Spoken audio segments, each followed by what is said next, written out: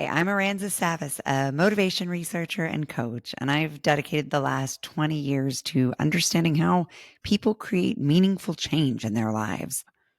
Today, I'm speaking with Deesha Philyaw, who was nominated for the Uplifters podcast by the incomparable Clavis Natera, whose story you can hear on our show in episode 63. Deesha's debut short story collection, The Secret Lives of Church Ladies, literally swept every major literary award, winning the Penn Faulkner Award, the Story Prize, the LA Times Book Prize, and a finalist for the National Book Award. But beyond all the accolades, Deesha has crafted something really extraordinary. Stories that give voice to the secret expansiveness of women who dare to be truer to themselves than to the rules. What strikes me most about Deesha in this conversation is how she's turned her own journey of breaking free from expectations, both internal and external, into a real lesson in authentic living. In our conversation today, Deesha shares what it looks like to interrogate the layers beneath things like writer's block or imposter syndrome, and why she believes that a writer's life requires saying no to fun things and saying yes to what matters most. We also talk about how losing her mother at 34 became a catalyst for refusing to spend her one precious life doing anything she didn't want to. Y'all, this conversation is so good and so full of incredible insights. And I'm so excited to share it with you, friends. Thank you for joining us today. Thank you. I loved your book. Glad you did. I feel like we've been hanging out for 2 days because I listened to it as an audiobook, which meant that like we were just like girlfriends who were hanging out, telling stories while I put together a new bookcase. I love that. Did some laundry, made some breakfast. Church ladies are good company. They're good company. Excellent company. So when did you know you were going to write about the secret lives of church ladies? I feel like I've always been writing about that. Myself being the first church lady. I wanted to write fiction first. That was my first impulse. But a lot of the characters and the ideas that came to me in that those early efforts, it was really me fictionalizing some of the stuff that I was going through. And it was having done everything right, because I was, for the most part, a church girl. I followed all the rules, but I still wasn't happy. And I wasn't feeling the things that I had been taught that you should feel if you are a true evangelical Christian, because that's the tradition I had been raised in. But that tradition comes with a lot of guilt. I felt guilty for feeling that way. I should be grateful. And so writing fiction was my secret way of dealing with my dissatisfaction. I just gave it to these other women. I gave it to these characters. And a lot of the characters were drawn from my memory of the women that I had grown up with, women who were inside and outside of the church, who had always been very curious about how they navigated the world, given the church's restrictions and hypocrisies. Yeah, that definitely, as I read it, I asked myself what ties all these books together.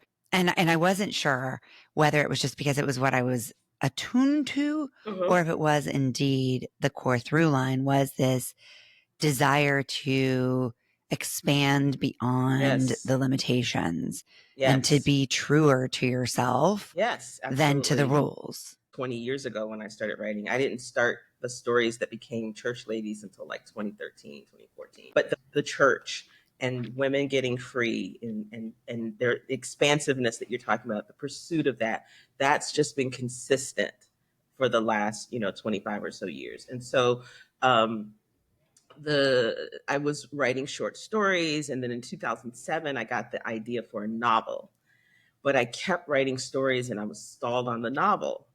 And then my ex-husband and I wrote a nonfiction book on co-parenting, and that's how I landed an agent.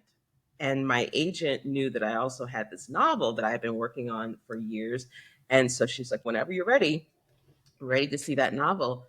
And I kept stalling, and she was trying to help me. And she said, I like these church lady stories.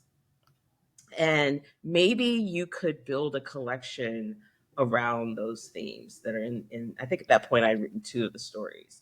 And she said, this around this theme of Black women, sex, and the Black church.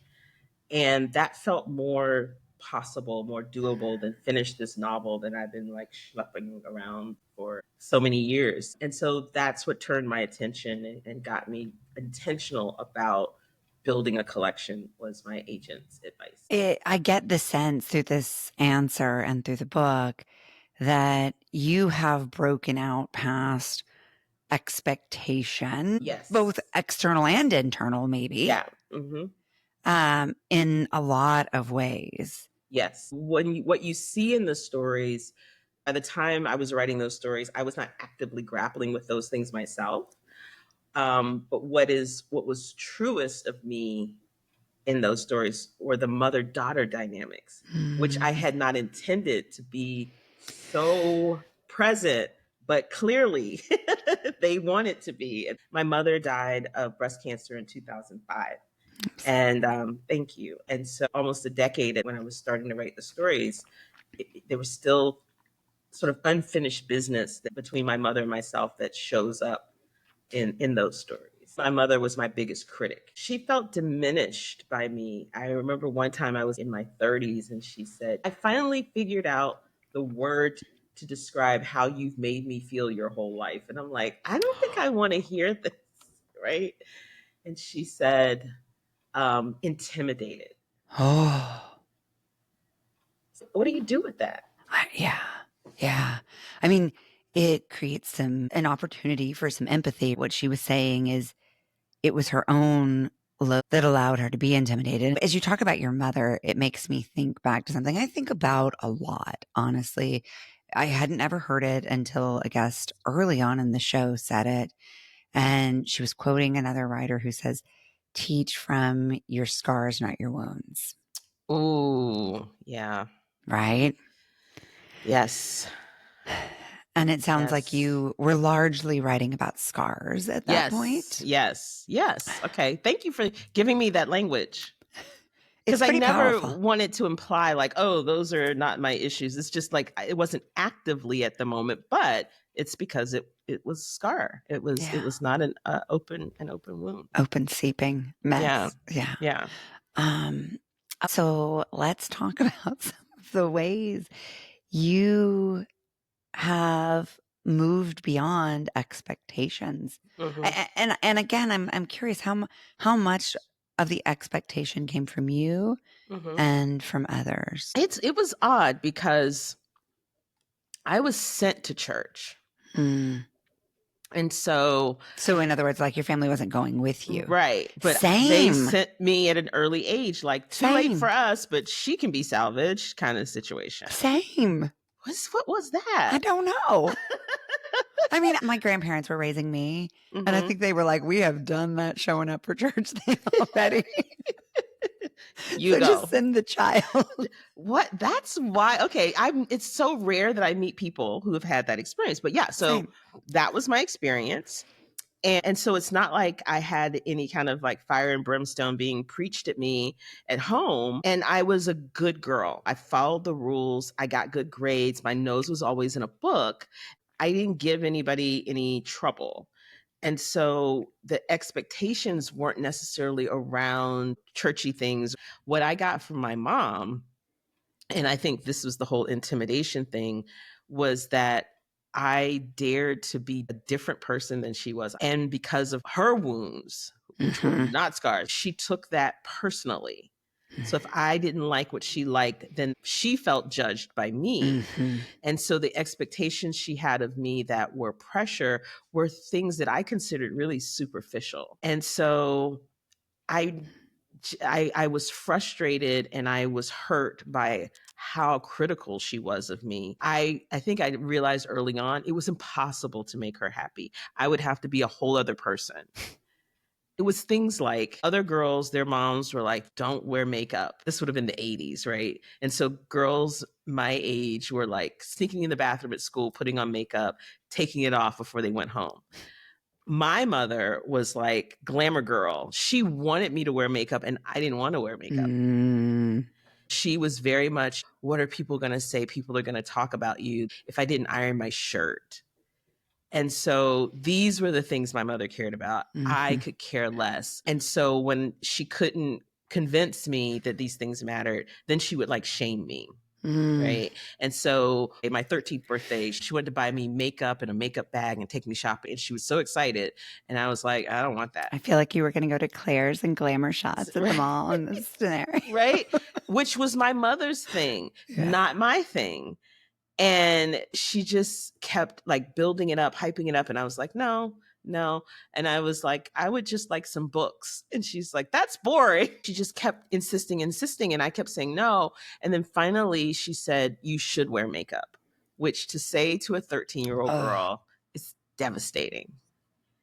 And it just made me feel even more insecure and self-conscious than I already did. And so from stuff like that, it was really my own expectations that Mhm. sort of led me to do the things that I did. I wanted to go to college. On my dad's side, I had an uncle that went to college, but otherwise it was me. No one on my mom's side that I was aware of had gone to college. So I knew I wanted to go to college. I knew I did not want to stay in Florida. My mom and my grandmother lived together their entire lives. I knew I needed to get out of that house and not Mhm. live there again. And so I started sort of setting those things up for myself. And then in the back of my mind were the church's expectations, Mm. because that's what indoctrination is. I've been going to church at that point, as long as I could remember. And so even though I wasn't always beholden and I didn't carry a lot of the shame that like a lot of girls had around having had premarital sex, it just over time, it was just sort of, oh, I'm not doing what I'm supposed to be doing, this sort of vague sense of it. But I'm grateful for that, because I think for a lot of women and Black women in particular, that fear of, condemnation and in the afterlife, but also the condemnation they got on in this life, Mhm. it really broke them, their bodies, their spirits, or both. And so I never had to contend with that, because something just never added up for me with Christianity. But I never felt like, until I was in my 30s and I got divorced, I never felt like I could say that out loud. And one of the things that came out of my mom dying as young as she did at 52, and I was 34, Mm. and my grandmother died that same year, is I was like, I just don't have time to not do the things I want to do. Yeah. When you had that realization, and those sort of catalyzing moments, right? They're so Mm-hmm. powerful that take us from inaction to Mm-hmm. action. What did you decide to focus on? 5 years before my mom died, was around the time where I was like really writing in earnest and wanting to figure out, how do you get published and all of these things.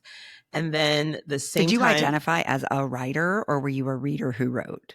I had started to identify as a writer, sort of gradually, nervously, because I had these ideas that, like, until I published or published in a big name publication, I wasn't a real writer. But thankfully, I started to meet mentors, and one in particular, Tony Norman, who was like, "You're already a writer," you know. Mm. And so it was in those early 2000s when I was, starting that process, starting writing, and then in 2005, the same year that my mom died, and my grandmother and my father, actually, that's a whole other story. I got separated, and then we divorced the following year. So now I had been a stay-at-home mom. So it was like, oh, I've got to, figure out how to make a living. And I thought, I'm going to try and make a living at this. Hmm. And I had a little bit of a launching pad, because I had been a stay-at-home mom. I was getting child support and alimony, and then my mom had money that she left me. So that helped for a time. It helped me survive for almost a decade. I mean, I was doing other work and I was still earning money, but that cushion helped a lot. It allowed me to even be able to think that I wanted to make a living as a writer. And so it was, okay, so I'm going to try and make a living at this. There's nothing else I want to do. And if I'm going to do this, I'm going to write what I want to write. Because again, it's Hmm. like, why spend the one life I get doing something I don't want to do? I want to write. And then why spend that time writing something that makes other people happy, or is playing scared, or is playing safe. I'm not going to do that either. That was a pretty bold move, though, Mm-hmm. right? To feel that responsibility for another human being for just a matter of survival on your own, Mm-hmm. and to say, I'm going to bet on my gifts and my Yeah. passion. There had to have been moments that were scary in there. How did you Oh keep yeah. how did you keep showing up for yourself again and again? In the midst of so much uncertainty, and as you know, in writing publication, there's just rejection. No one goes into writing to get rich. You usually have to do other work. So I was doing a lot of freelancing and just sort of piecing together what I call a patchwork quilt of income. And it was just never enough. But I kept doing it because I didn't want to do anything else. Mm. And I had the idea that what I really wanted to do most was to publish a book of fiction. It was this novel I had been working on since 2007. And then my agent convinced me to shift gears to the short story. And so it became a singular focus: finish the book. Depending on what year it was, which book am I talking about? And I'm doing all these other jobs. I'm raising children. I got remarried. I got divorced again, but I never gave up on the book. When the novel wasn't working, I pivoted to a short story collection. So I think the short answer to your question was having that singular focus of, I know exactly what I want to do. There's nothing else I want to do but this thing. And if the way I'm going about it isn't working, I'll pivot it and come at it a different way. One of the things that strikes me is there's a massive difference between saying you're writing a work of fiction Mm-hmm. and actually carving out time, Yes, day after day after year after year, and fitting that into all the other things that life involves. Yes. And sticking with it even when you're not writing every day. Yeah. Because I have never been a writer that writes every day. Just haven't. So what does that look like for you to stick with it through the ebbs and the flows? Yes. One thing is just always being honest with myself. I don't believe in, for myself, things like writer's block or imposter syndrome. Like those things. You don't believe in them? They're layers. They're just the first layer. They're the first layer. And you're like, oh, I'm blocked. Okay, well, what is the block? And let's keep going. Oh, the block is that time when I was in 5th grade and my teacher told me that I couldn't speak to her until I was perfect. Oh, so that's where this perfectionism comes from. Okay. Or imposter syndrome. Who am I? Da, da, da. And it's because I'm afraid of outshining this person because we have this dysfunctional relationship that depends on me playing small. There's always something. But when we stop at writer's block or imposter syndrome, we're not interrogating it. And when you interrogate it and it's an actual thing that you can address either in therapy or in some other way, then it becomes a movable object. You're no longer, you don't have to be stuck behind it because it's this sort of vague thing. It's something very specific. So that's helped, that when I have been stuck, it's like, I need to problem solve this. And so a lot of times when I was stuck on the novel, having an agent who could help me kind of troubleshoot some things. I've always had, people in my corner and knowing when you need what. Sometimes just to keep going, you need a cheerleader, somebody who is like, they just love you and they love everything you write. And then you're like, I don't want to give up because I want to be who you think I am. Yes. But those people are not good critique partners. So sometimes you need a critique partner to say, I think that this is why this character or this thing isn't working, or why you're stuck on this novel, and you can actually do some like real troubleshooting. So you need both of those kinds of people in your life. Writers, we do our work in isolation, but I've been finding ways to work alone together. And so having critique partners over the years, being part of writers groups, going to writers retreats and conferences, doing co-working sessions on Zoom with other writers where we come on, we say hello, and we just start working. And if people come into the room, we say hi in the chat, and then we go back to work. And everybody's doing their own thing. It's something about having some where you feel like you're with someone, even if they're on another continent. It's just Mhm. something about that that can be the motivation you need at a particular moment. I'm a huge believer in that. I host Yeah. a co-working session every Mm-hmm. Friday morning that I call the Cocoon. And it's Aw. for the folks who sponsor this podcast. Mm-hmm. And we all just get on and people do vastly different things. Mm-hmm. One woman's going to be organizing her paperwork, while Mm-hmm. another woman is going to be writing her novel, while Yes. another's writing to all of her clients, right? I mean, it's like Yes. vastly different stuff. But we Mm-hmm. come in and we just get clear with each other and we look each other in the eye and say, this is what Yes. I'm going to focus on for the During next this time. 45 minutes. Then Yes. we take a break to get out of Mm-hmm. our heads and into our bodies and we do a one song dance party Oh, I and love it. highly recommend. And then we go back in to the Mm-hmm. cocoon for an hour. And it just blows my mind every time Mm-hmm. how just the power Just of supportive accountability yes. shifts the Yes. way that we show up for ourselves and what really Absolutely. matters. I'm thinking about my friend Tammy Winfrey Harris. We've been friends almost 20 years now. That's wild to me. And we started doing this thing called free range, and it was usually weekend. So we would say free range Saturday or free range Sunday. I don't know the connection between not having on a bra and calling that free range, but one of us said, let's have a video call and catch up this weekend. And somebody said, well, I'm not going to have on a bra. And another one was like, me neither. And so we just call it free range. I don't know. And so it's this similar dynamic with yours that like somebody's cleaning out their fridge or cabinets or answering email or whatever it is, but we're doing it alone together. Mm-hmm. Yeah, I can't remember who it is. My mom always says that she heard some 1950s movie Mm-hmm. star say that that was her favorite hobby, was Mm-hmm. having a friend come over and clean house with her. It was exactly what you and I did Mm-hmm. today. You didn't Mm-hmm. know about it, but I did. Yeah. I cleaned and did laundry. You Mm-hmm. hung out with me and told me stories and you made it fun. Yeah. That's what we're supposed to do. We're So not much supposed to of be all alone. separate and like human history was, women collectively taking care of homes and children and all of those things. That's Yeah. not to say that I'm saying that women are naturally good at that or that they should, but when women were doing those tasks, often it was with other women. And Mhm. and I think when we're doing that work, we're not meant to do it in isolation. When I was a stay-at-home mom, there were some women who would do this thing where I come to your house with my kids with other moms, and like some moms are watching the kids and the other moms are cleaning that one house, Oh, and then we go to someone else's house. And I think we've gotten so far away from that. yeah. Everybody's all in their own little box.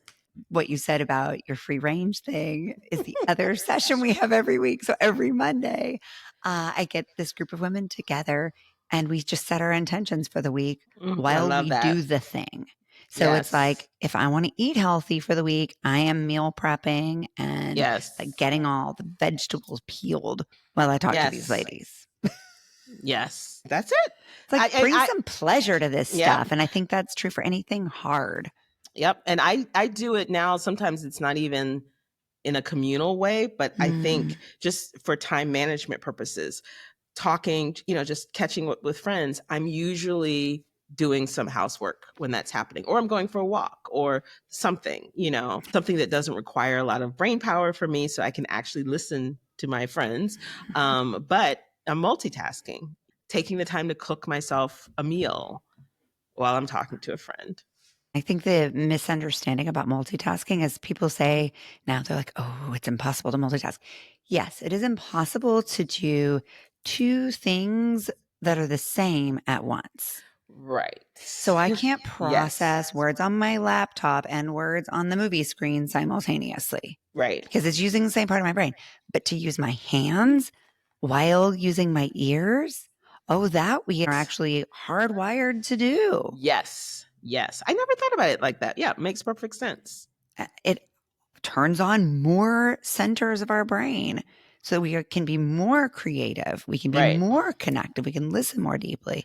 Yeah. Yeah, I love it. And we're busy. Yes. So Yes. like, let's maximize it. Yes. So you've created this book. You've written the thing. Mm-hmm. what was the process of advocating for it to become a thing like for you? I've been really lucky. Agent sold them both. And, Wow. the harder sell was the first one, was Church Ladies. Yeah. Nobody wanted it except West Virginia University Press. And I'm so thankful, that they had a vision for it and they saw, what it could be, and they really believed in it. And nobody else did. I was fully prepared to self-publish that book though, Yeah. if nobody did, because I was like, I finished this book. I finished it. Mm. Like, wow. Well, I hadn't finished it. It was finished enough to go out on submission. I had 6 written.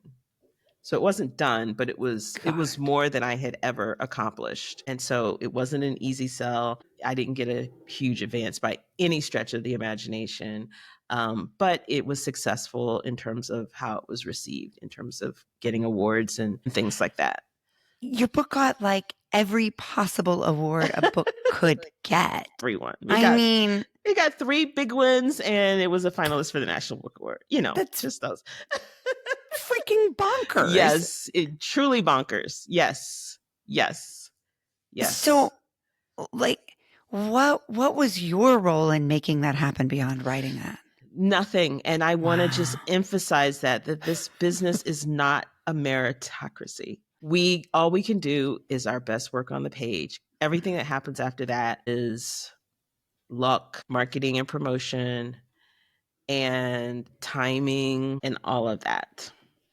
So all things that writers can't control. My advice is always for writers to you gotta love this, because the writing part of this is the only thing you can control. And your happiness and your sense of yourself and success can't be tied up on outcomes that you have no control over. Did you write a story that you love? Awesome. That, to me, I've succeeded now. I've written a book that I love. I hope other people love it too. But what happens after that, I have no control over it. The second part of that is then to be on to the next project, and not Mm. just sort of sitting around waiting and hoping on what's going to happen with this, and just always be working on something new. And that's the multitasking thing too, working on Mhm. multiple projects at once. Yeah, and I think that can be really hard when one thing feels sort of wrapped or finished to get back into that groove. So many of us get what we call post-marathon blues. You make Mm, the thing, you get the agent, you finish the book, mm-hmm. you get the award, and then it's like, boom, boom, boom. Like, what now? Maybe it's because I have the multiple things that I don't finish one thing and then start another. I finish one thing and now I get to do this other thing that I've also been Mm. working on. So, like, when I turned in the manuscript for Church Ladies and it wasn't going to come out for another year, I turned it in and then I was so excited. I was like, I think I know how to write this novel now. So I wasn't starting something new. I was like getting to finally go back to something that had eluded me at that point for 13 years. And so I was like diving right into it. I then sold that book 2 summers ago, but at the same time, I've been working on television projects. Mhm. So when I'm not working on the novel, it's not like then I'll start working on it. Like, I'm working on both of them at the same time. So there's not that moment of I already have an idea for another novel. I have another short story collection that I sold as a partial when we sold the novel that comes out the following year. So I got to get back into that as well. And then there's a YA novel idea that I have like 8 pages of written. So it's like these things are waiting for me to come Yeah. back, Yeah. So I feel Yeah. like it's like next, What do you next. say to yourself about having all these projects, right? Because Mm-hmm, I think there's a part of our brains that can be like, I should be working on everything, or mm-hmm. I should be the person who focuses on just one thing all the time. Right? Oh, no, because I've decided and figured out I'm not that person. I overwhelm myself easily. And so I used to make these like massive to-do lists that were broken down by like this week, here are all the things that I'm going to do. And then I would get to Monday and not finish any of those things and then feel like a failure. I spent so much time making the schedule and I didn't do any of the things on the schedule. So I did that for years and it was just like whack-a-mole. I'm just bouncing from thing to thing. And so then I just started doing something a little different. I have a calendar like everybody has, but I also have my schedule, which is a Google Docs, and it's organized by day of the week, Monday, Tuesday, like that. And so under Monday, it's like all these Mondays throughout the rest of the year, and in some cases, like next year based on the date. And I have the things that I want to do. And I'd made a more reasonable expectation of myself. So I realized I'm not going to get 7 things done. Let me put 2. And then if I get those 2 done, what's on Tuesday? I'll start that. That never happens though. But what I also started doing was showing myself grace, which is, let's say I had 3 things for Monday and I got 2 done. I can move that thing to Tuesday, Wednesday, another day. I can move it to the next Monday. That's so good. But it was something about moving it to another slot so that I can, at the end of Monday, say, everything that was listed on Monday has been taken care of. It was either done or I have scheduled time to do it another day, but it is gone. And today I did everything that I needed to do today. It's just something about that sort of visual that took so much pressure off. Now, of course, that means I look at multiple calendars, but that doesn't bother me. My brain works like that better than a single calendar with things on it on that day. And then I'm like constantly looking at, all these things where it's like, no, I'm just looking at my Mondays. Now I'm looking at my Tuesdays. That's brilliant. That's brilliant. And I call them my big rocks every week. And I really try to think at the beginning of the week, like, okay, there's like a billion little things that are going to distract me, that are going to want my attention, that are going to feel urgent. Yes. But what really matters? Yes, that's the big question. And I think so much of your life now has been built to answer that question for yourself. So it's like the mountain was chosen. And then the boulders were defined. And then now you're at the stage of the rocks. And so then, that means some pebbles are going to support the rocks and some pebbles are going to get flicked off into the ocean. Yep. And those are what I noticed too, is that when I started being more willing to disappoint people, and willing to say no to good things. Like, it's easy to say no to like bad or stupid things, but like saying no to like a good thing or a good person, because that's the only way I can say yes to the things I want to do. And like, it's hard right now, but 6 months from now, Deesha is going to thank me that I said no, so I didn't have to be at this thing that I didn't want to be at anyway. And it's not even need to be home doing my work or I need to be home doing laundry. Sometimes it's I need to be home doing nothing. Like literally being willing to choose to do nothing over being somewhere that I don't want to be, or being somewhere where it's just going to be back to back to back. Like, I try not to rush. I hate rushing. I hate the way I feel when I'm rushing. And so like rushing from one thing to the next or whatever, I try not to schedule myself like that. And so sometimes I can't do things because in order to do it, I'd have to rush. So I'm like, I'm just going to do it. And I think for so many of us, the reason we say yes is just because we've always said yes. Yes. And like, we don't even know how to say no. And we say yes so quickly that then it's like takes 80,000 more steps to figure out how to undo the yes. Yes, it's right. So then it's like, I might as well just say yes. Yes, might as well just do it. Yeah. Exactly. Yeah. So how did you slow that down for yourself? It goes back to that, I get this one life. And I get, and so it was, what are the things I absolutely have to do? And especially when you're raising kids, your life and your free time is driven by their schedules. But having a co-parenting situation, I had a schedule where there were times where my children were not with me and they were not my responsibility. And so it was like, okay, now am I going to use that time and get my work done? Or am I going to like farm it out to people who want something from me? And so being able help them get the thing done that they want done, their projects and things. And it, so I don't know that I ever like conquered it, other than maybe conquering the fear of, if I say no to this thing and it's a little bit of money, but I want to keep that relationship, but it's not enough money to make it worth my while. And just trusting at a certain point, not all money is good money. And if it's not worth my time, just trusting that I'll figure it out somewhere else. Need to say no to this. I need to let this person be upset with me. I actually think those questions you just asked so specifically are, are relatable for most people, right? Like, is this what really matters? Is this what matters right now? What's the trade-off here? Yes, there's always a trade-off. There's always a trade-off. And and being willing to think about, because I'm good about saying no to things that are asked of me at the last minute. Now, sometimes I say yes. Sometimes it's just like on a lark. I try to be more spontaneous because I'm not. But other time, most of the time, it'll be like something in the future, and it seems harmless enough to say yes. But I've learned enough. I've been through this enough to know I'm going to love that when that day comes, I don't have to do all of that. And also deciding that I don't want to is a valid enough reason for me, and that I don't owe anybody else an explanation for why I don't do something. I only have to answer to myself. And so if I'm like, I just don't want to, okay, I'm not going to. Yeah. I mean, I have to temper my I don't want to sometimes, because I know that sometimes they are just me wanting to stay comfortable. And so I sort of temper them with, will this help me grow in some way? Right. Because I do want to grow. I do want to challenge myself. I do want to expose myself to new experiences. It all just boils down to slowing the damn yes down. Yes.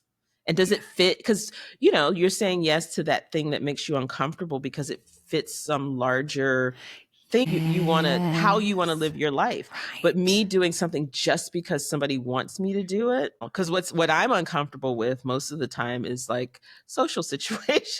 Like I would much prefer to be at home. Clavis nominated you for the Uplifters. Thank you, Clavis.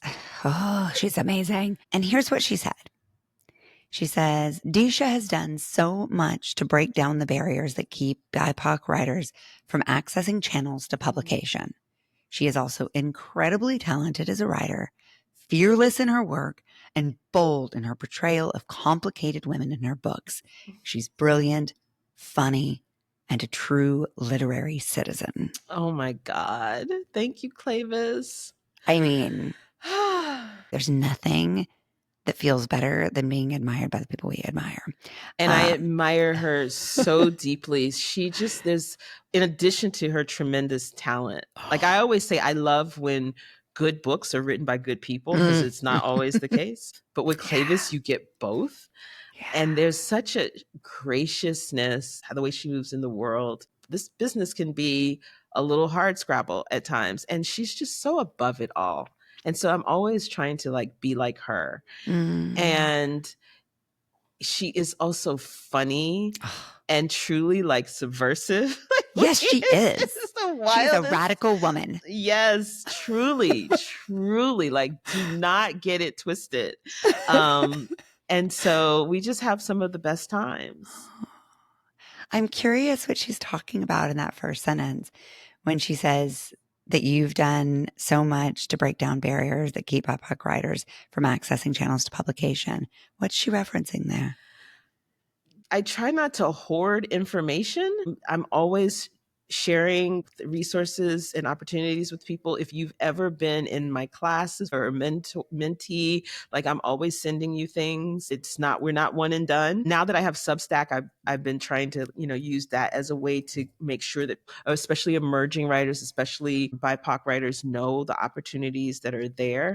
We always talk about speaking people's names in rooms. I try and do that whenever I can.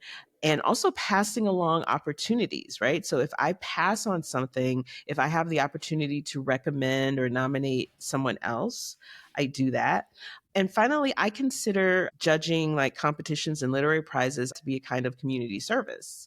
And, we have the judging panel needs to be as diverse as the submissions that we get. So even though it takes away from my time with my own work, I've been doing a lot of judging and a lot of reading. I've done so much now that I've started to see the same writers, popping up, and I feel like I know them. And so it's I remember this person. They didn't make the final cut for this thing, but here they are again with this, either the same story or different story. And just seeing people's trajectories that way is really exciting for me. People talk about it like a ladder. People like Kiese Layman climbed a ladder. He didn't pull it up after himself. He left it down so people like me could climb up. And so we leave it down so that other people can climb up. So I think that's what she meant. That's really, really beautiful. I hear in that how you are in these roles playing both the cheerleader and the critique partner, Yes. and creating the containers for community and interrogation and all of these aspects that were so in service for you. Yeah. And I try to be as accessible as I can. And unfortunately, again, I have to balance with my own work.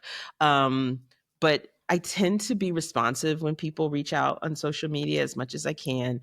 And so someone took a workshop with me once, and then he reached out and said, he asked me for feedback. And I said, I don't have the bandwidth to do that. But if you sign up and take a workshop with me, that's a way that I can be available to you to give feedback. So he signed up, he took another workshop with me. And the next thing I know, he was going to get his MFA.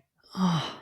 And then the next thing I know, I'm judging a contest and there's his submission. And it was really wonderful. I shouldn't say like I was surprised. I just want to make it clear. I didn't choose him just because he was tenacious, but it does matter that he's tenacious. Yes. And so now he's going to be published in this anthology. And then he reached out to me the other day to say he got an agent.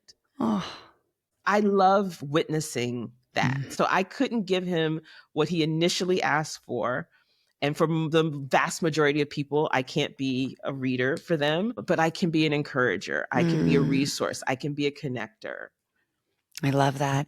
And there's so many levels to it that I think teach us about this practice. And one is, of course, from your seat, being able to say, I'm going to give you an answer that is true to my capacity and offers you an alternative. Yes. Right. And that is how we set healthy, helpful boundaries that feel good. Yes. Rather than just shutting down and saying no and then feeling closed off.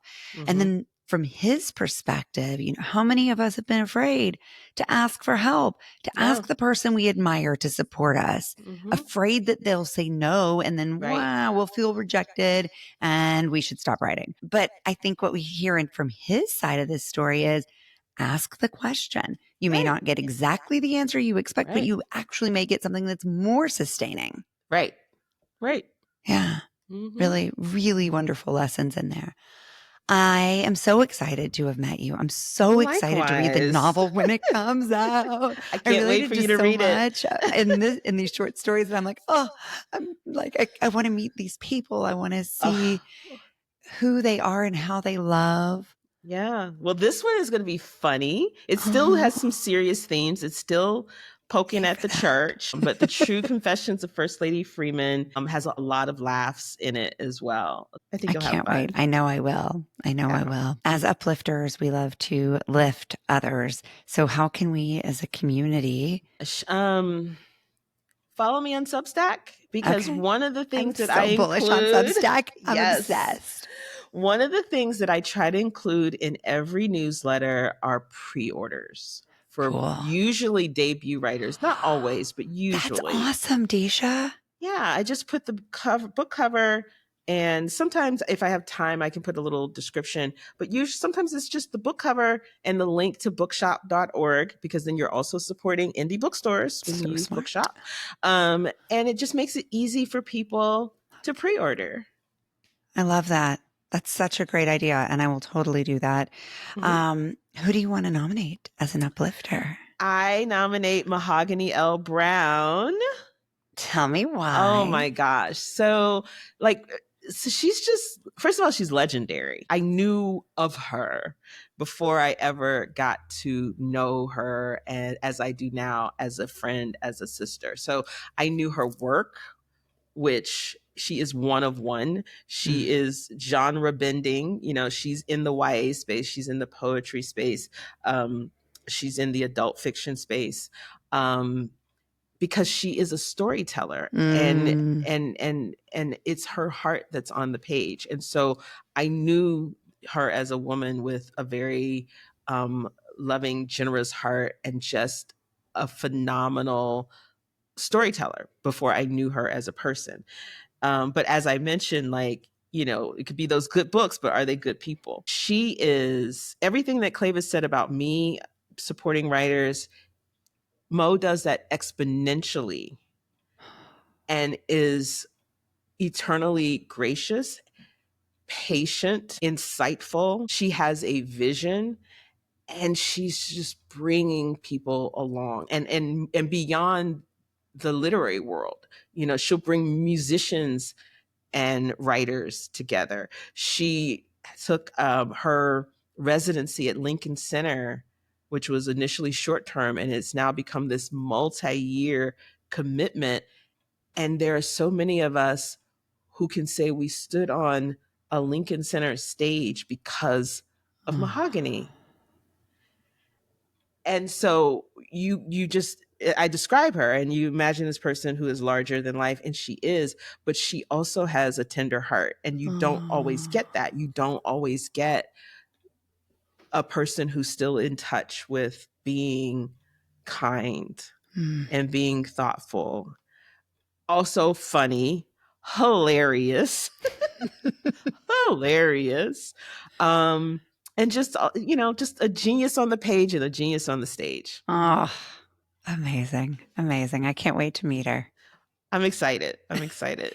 Thank you so much, Deesha, for your story, your work, your wisdom, and all that you're doing in the world. Thank you. This has been such a fun conversation. Thanks for watching the Uplifters podcast. If this inspired you, hit subscribe and tap the bell to stay uplifted.